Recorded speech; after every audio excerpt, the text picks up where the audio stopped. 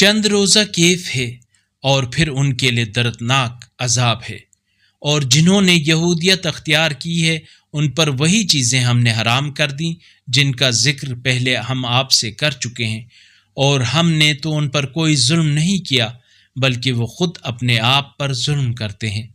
پھر بے شک آپ کا رب ان کے لیے جنہوں نے نادانی میں برا عمل کیا پھر اس کے بعد توبہ کر لی اور اصلاح کر لی تو یقیناً اس کے بعد آپ کا پروردگار بڑا بخشنے والا مہربان ہے۔ ابراہیم اپنی ذات میں ایک امت تھے، اللہ کے فرما بردار اور اللہ کی طرف یکسو ہونے والے تھے، اور وہ مشرکین میں سے نہ تھے۔ وہ اللہ کی نعمتوں کے شکر گزار تھے۔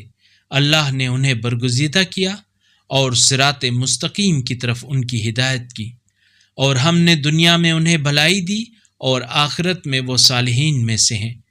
اگر اس قرآنی کلپ نے آپ کے دل کو چھو لیا ہے تو براہ کرم چینل کو سبسکرائب کر لیجئے اور بیل آئیکن کو دبا دیجئے۔